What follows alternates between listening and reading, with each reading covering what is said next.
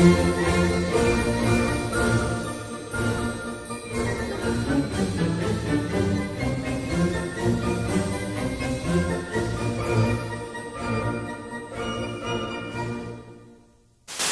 con música de Ludwig van Beethoven, les damos la bienvenida a otro programa en De Política y Trabajo.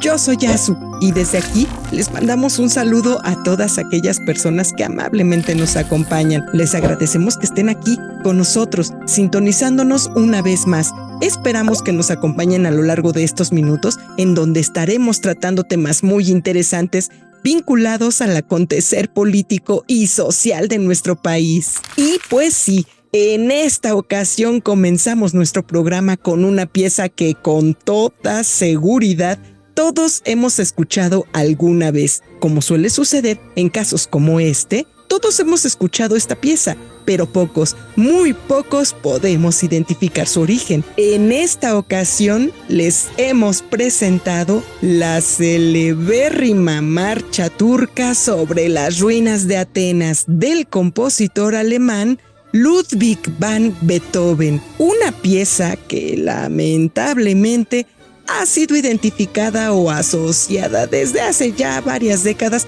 con el famoso programa de telebasura conocido como, así es, efectivamente le atinaron, El Chavo del Ocho. Probablemente el propio Beethoven, si estuviese vivo, se volvería a morir si se enterase que su música fue utilizada como intro de este estercolero televisivo tan glorificado en las pasadas administraciones, sobre todo en las administraciones panistas. Desafortunadamente, el uso o asociación indiscriminada de una pieza clásica por parte de la cultura pop no suele ser una excepción. Como muestra, basta un botón. Ahí tenemos la famosa marcha de los gladiadores de Julius Fučík, que todos conocemos como música de circo o música de los payasos. También está la obertura para ópera de Guillermo Tell de Rossini, asociada, así es, al Llanero Solitario, etc. No suele ser extraño que la música de concierto acabe siendo identificada con subproductos culturales de cuestionable calidad. Eso mismo es lo que ha pasado precisamente con la marcha turca de las ruinas de Atenas. En este punto, ¿quién diría que una marcha militar del romanticismo decimonónico terminaría introduciendo al Chapulín Colorado? ¿Qué podemos decir de esta obra? Bueno, para empezar, que esta pieza fue escrita por Beethoven en el año de 1811 y que forma parte de la música incidental para la obra Las Ruinas de Atenas, una obra escrita por el dramaturgo alemán August von Kotzebue. Debemos recordar que se le da el nombre de música incidental a aquellas piezas que forman parte del acompañamiento musical de obras de teatro o de cine. La música incidental es, por así decirlo, música compuesta para ser utilizada como soundtrack de una obra de teatro o de una película. A pesar de su éxito popular, debemos decirlo, no obstante, que el tema principal de la marcha turca que aquí les presentamos fue tomada a su vez de una obra anterior del propio compositor, en este caso, unas variaciones para piano. El tema original y tan característico de esta pieza proviene de las 6 variaciones para piano en re mayor, opus 76 del propio Beethoven. Les recomendamos encarecidamente que se acerquen a la obra de este grandioso compositor alemán y del cual en este espacio hemos presentado algunas pequeñas piezas. Recuerden que es nuestra responsabilidad ética y política impedir que este tipo de música y en general la apreciación de la belleza quede en manos de unos cuantos. Y pues bien, después de esta pequeña introducción y de agradecerles que estén aquí con nosotros, pasemos al tema del día de hoy.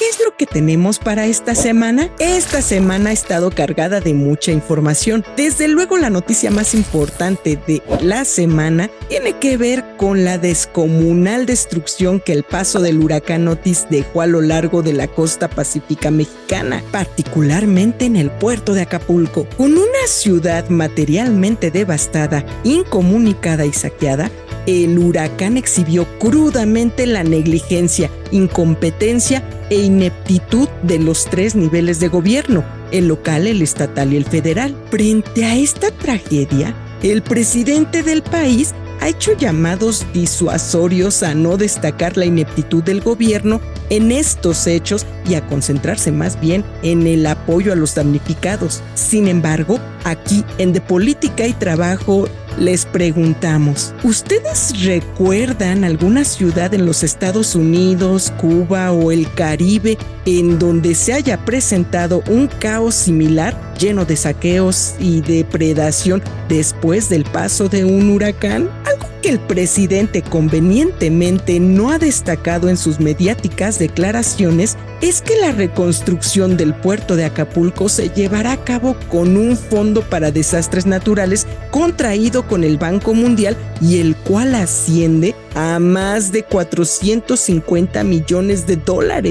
¿Verdad que no lo han escuchado hablar de ello? Recordemos que Andrés Manuel desapareció el FONDEM. El FONDEM es el Fondo para Desastres Naturales. Bueno, pues con el pretexto de que era una institución corrupta, Andrés Manuel lo desapareció. ¿Se imagina entonces cuántas instituciones en el país deberían desaparecer si aplicásemos este falaz criterio presidencial? El FONDEM fue desaparecido para así canalizar estos recursos a los famosos programas del bienestar, los cuales, en última instancia, y aunque pese reconocerlo, no son más que una compra indirecta del voto a cuentagotas, así en abonos chiquitos. Ahora bien, en la lógica del presidente, si una institución es corrupta, esta no debe sanearse o limpiarse. No, esta simplemente debe desaparecer.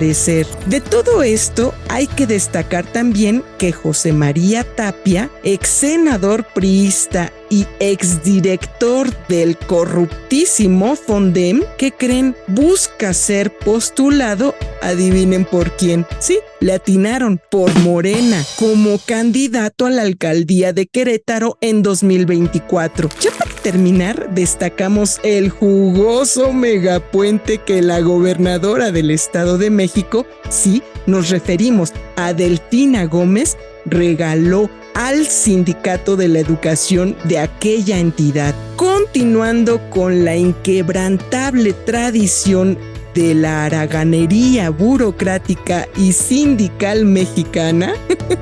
La gobernadora ha dispuesto de los dineros públicos como si fueran de ella, claro, para regalarle a los profesores del Estado de México un merecido puente que irá, adivinen, del 1 de noviembre hasta el día 5 de este mes. Sí, así es, la misma Delfina por la que tantos youtuberos de consigna llamaron a votar. Sí, la misma que dejó votada impúdicamente la Secretaría de Educación Pública a cambio de un cargo político mucho más suculento. Ahora bien, díganos ustedes, ¿cuántos trabajadores de nuestro país reciben tantos días feriados, puentes, vacaciones, días económicos y días de capacitación con cargo al erario público? Pero bueno, nada de eso importa aquí en México. Ustedes saben que gracias al profesorado semianalfabeta del CENTE, el sistema de educación básica de nuestro país es algo que los mexicanos podemos presumir orgullosos a nivel mundial. Sí, Delfina les regala un megapuente, pero no se lo merecen los profesores. Y bueno, antes de continuar con el tema del día de hoy, me gustaría presentarles una pequeña cápsula que realizamos el año pasado con motivo de estas celebraciones a los muertos. Así que sin más preámbulo, ¡corre video!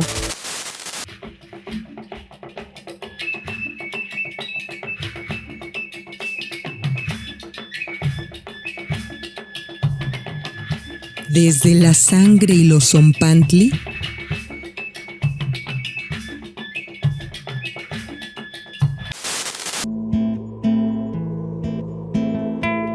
hasta las calaveritas y el cempasúchil.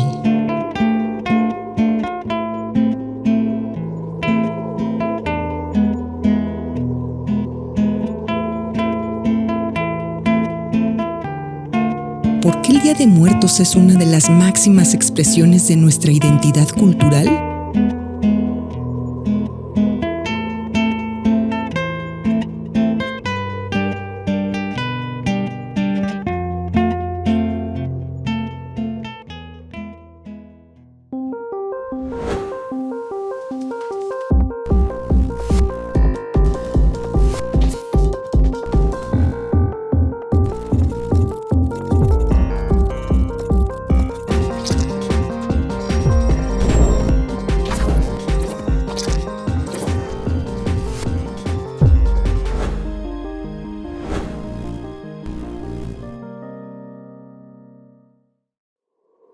Dime cómo mueres y te diré quién eres. Octavio Paz.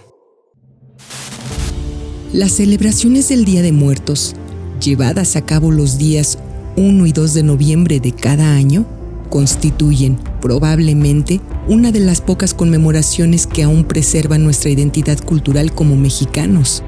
Pero, ¿de dónde viene el Día de Muertos? ¿Por qué el Día de Muertos en México representa una celebración de la vida? Desde sus inicios, las civilizaciones mesoamericanas situaron a la muerte como uno de los elementos más destacados en la comprensión de su realidad. Ya fuese entre los teotihuacanos, los mayas o los totonacos, la muerte ocupó siempre un lugar privilegiado al interior de sus respectivas cosmologías. Sin embargo, será hasta el surgimiento y expansión del Imperio Mexica durante los siglos XIV y XV que la idea de la muerte se posicionará como uno de los ejes fundamentales de su desarrollo civilizatorio, al lado de nociones tales como el agua y la guerra.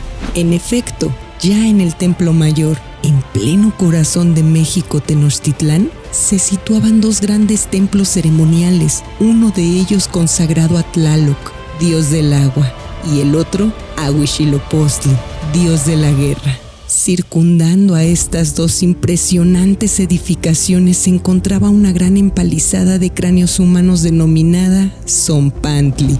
En ella yacían los restos óseos de aquellos guerreros cuya sangre habían sido ofrecidas en honor al dios Huitzilopochtli. ¿Por qué se ofrecía sangre como tributo a Huitzilopochtli?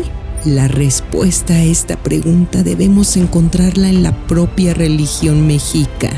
Para los aztecas, la creación del mundo y de los hombres se encontraba fuertemente entrelazado con el sacrificio y con la sangre de los dioses. Ya en Teotihuacán, Nanahuatzin se había arrojado a una hoguera para dar origen al quinto sol, es decir, a nuestro mundo actual. Al crear el quinto sol, Quetzalcóatl se preguntará: ¿quién habitará este mundo? Para crear un hombre nuevo, Quetzalcóatl descenderá al Mictlán o tierra de los muertos, de donde tomará los huesos de los hombres perecidos en las 4 eras anteriores. Antes de salir del inframundo, Quetzalcóatl caerá en un hoyo y morirá, dejando los huesos de los hombres destrozados y revueltos. La hermana de este, Cihuacóatl, resucitará a Quetzalcóatl y molerá los huesos de los hombres traídos por su hermano. Al mismo tiempo, pedirá que vierta la sangre de sus miembros sobre los huesos molidos de los hombres para poder otorgarles la vida. La sangre de Quetzalcóatl dará lugar así al nacimiento de los hombres o Macehualtin. Los Macehualtin serán los merecidos. A partir de este momento, los hombres se encontrarán en deuda con los dioses y deberán ofrecerles su sangre en retribución. Es a partir de aquí que el concepto de la muerte y todo el simbolismo que le acompaña gradualmente irá adquiriendo una importancia cada vez mayor en los pueblos mesoamericanos. La importancia de la muerte en el mundo mesoamericano será tan fuerte que ni siquiera la llegada del cristianismo podrá desplazar por completo estas ideas. El cristianismo incorporará nuevos elementos a la concepción que los mexicanos tenían sobre la muerte. Los sacrificios humanos y la sangre serán reemplazados por el maíz, el agua, la sal, etc. La advocación ya no será asociada a los antiguos dioses indígenas, sino a las almas de los difuntos. Los ídolos de piedra serán reemplazados por las cruces cristianas. Se producirá una reconfiguración de la celebración. Sin embargo, esta mantendrá su carácter penitencial, de memoria y celebración por la vida de los muertos. El Día de Muertos, pues, se convertirá en una celebración de la vida a través de la muerte. ¿Cuántos de nosotros como mexicanos hemos hecho a un lado la memoria de nuestro pueblo y sus tradiciones, reemplazándolas por el colonialismo cultural a través del Halloween? Para aquellos que han inculcado a sus hijos la reproducción de estas tradiciones extranjeras, en lugar del recuerdo y la memoria de sus difuntos, solo quedará un destino, al morir, por parte de sus familiares y amigos: el olvido.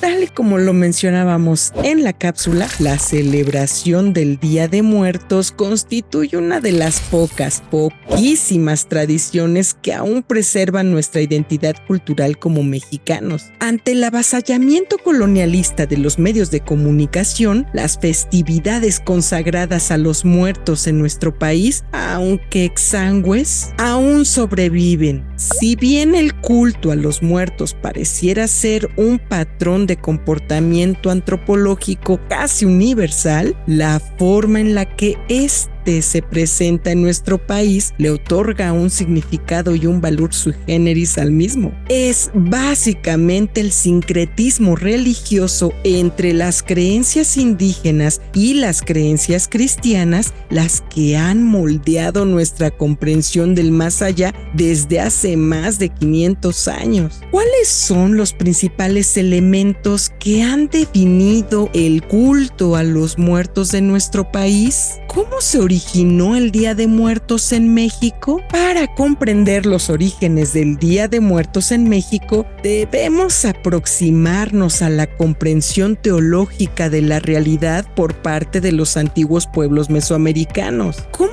concebían el origen del mundo los antiguos mexicanos? ¿Cómo se había originado el hombre? Las fuentes históricas que pueden dar respuesta a estas interrogantes son muy limitadas. Ya hemos mencionado en anteriores programas cómo los colonizadores españoles arrasaron como langostas con la cultura de los pueblos americanos, dejando muy poco a su paso. El Códice Chimalpopoca de 1558 precisamente es uno de los pocos documentos que testifican de manera indirecta, hay que decirlo, la comprensión del hombre y del mundo entre los antiguos mexicanos. En este códice se relata la famosa Leyetuya de los Satis o leyenda de los 5 soles, narración teológico-creacionista que describe el origen del mundo y del hombre. En la leyenda de los soles se describe el origen del mundo, el origen del hombre, del maíz,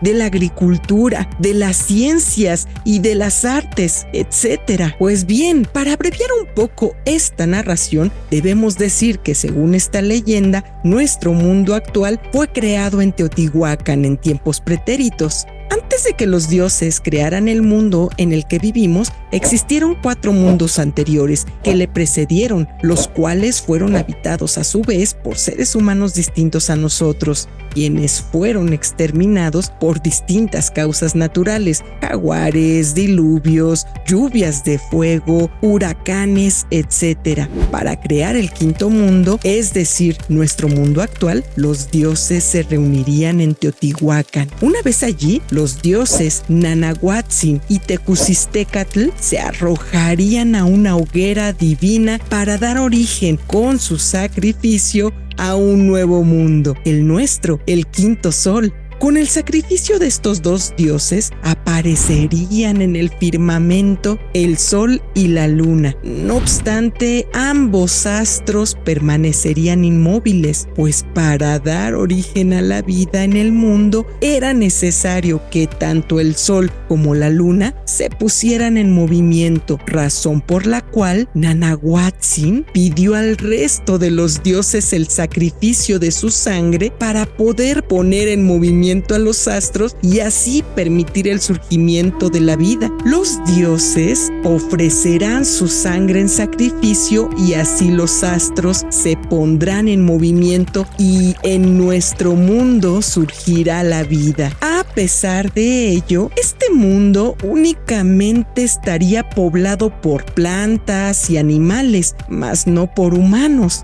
Para poblar este mundo con humanos, Quetzalcóatl descenderá al Mictlán, el país de los muertos, a solicitar a Mictlantecutli, señor de los muertos, los huesos procedentes de los humanos que poblaron las 4 eras anteriores. Estos les serán entregados. No obstante, al salir del Mictlán, Quetzalcóatl será perseguido por los mixtecas, habitantes del país de los muertos, y morirá en su huida. Al morir, Quetzalcóatl dejará caer los huesos que llevaba en la espalda y estos quedarán regados por todas partes. Pues al percatarse de esto, la hermana de Quetzalcóatl, Cihuacóatl, le resucitará al tiempo que reunirá y molerá los huesos de los humanos hasta convertirlos en polvo. Esta misma diosa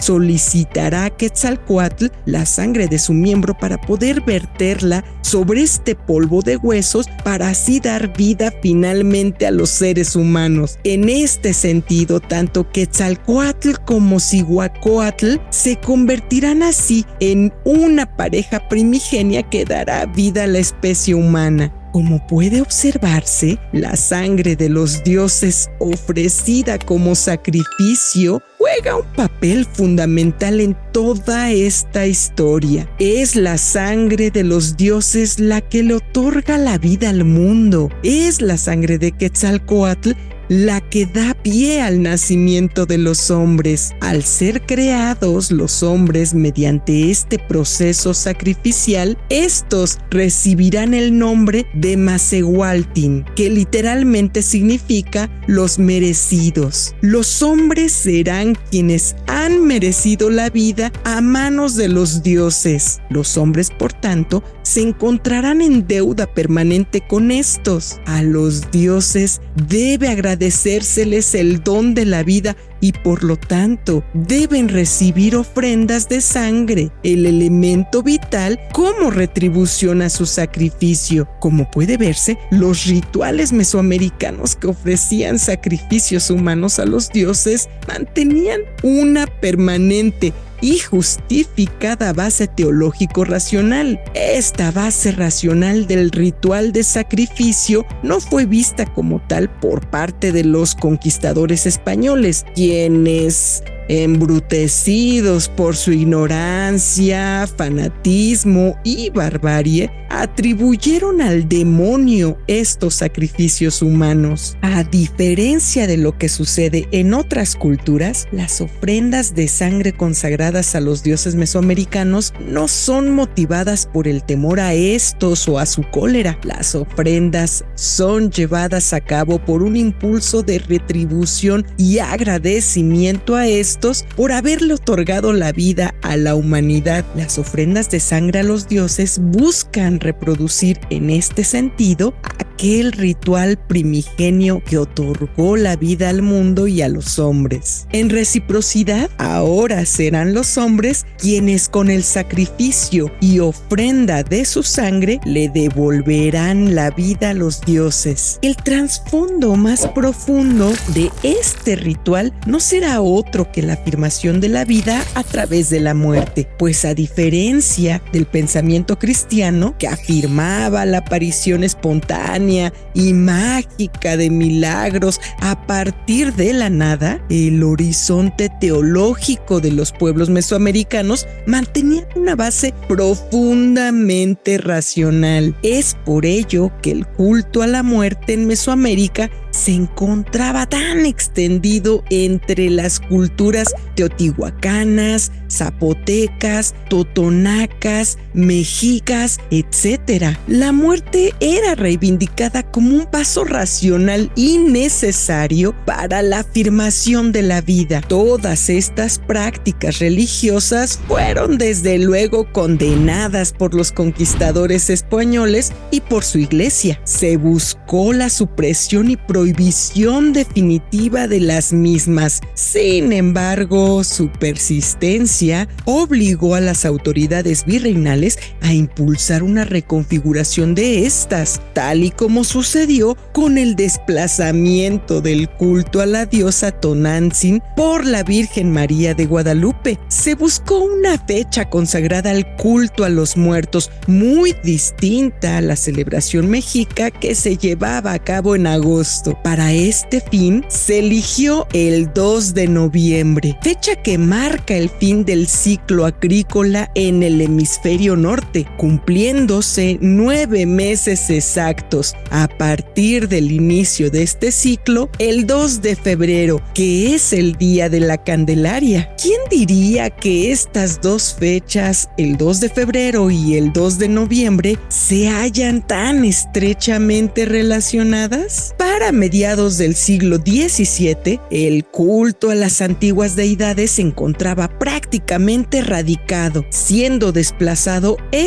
por el culto al santoral católico. Será hasta mediados del siglo XIX que el Día de Muertos en nuestro país terminará por definirse. Con el reordenamiento formal de los cultos al interior de la sociedad mexicana, vendría también un reordenamiento de las prácticas litúrgicas, estableciéndose así el 31 de octubre como el día consagrado a los difuntos no bautizados por la fe católica, el 1 de noviembre como el día consagrado a los niños difuntos y finalmente el 2 de noviembre como el día consagrado a los fieles difuntos. En este rediseño de los ritos mortuorios de nuestro pueblo, el componente indígena seguirá manteniendo un peso definitorio, dando pie al surgimiento de una festividad y celebración única en el mundo, una celebración que es considerada patrimonio inmaterial de la humanidad, el Día de Muertos en México. Bueno, hasta aquí un esbozo muy breve del origen de esta celebración tan maravillosa que se conmemora en estos días. Los invitamos a ser partícipes de la misma y a colocar una ofrenda a sus familiares, amigos y, ¿por qué no?, a sus amadas mascotas que ya no están con ustedes. No debemos olvidar que el Día de Muertos es un acto de memoria de nuestros seres queridos y una celebración de la vida.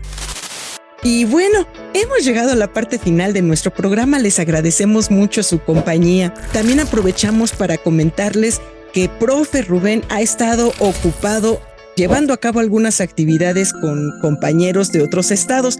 Esperemos que pronto nos acompañe aquí en su canal y lo esperamos con Tintero Político. No se lo pierda.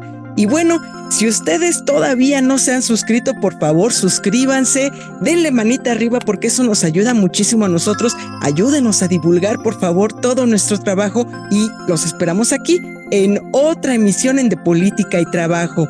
Los dejamos con esta hermosa pieza y nos vemos en el siguiente programa. Hasta la próxima, un beso y nos vemos.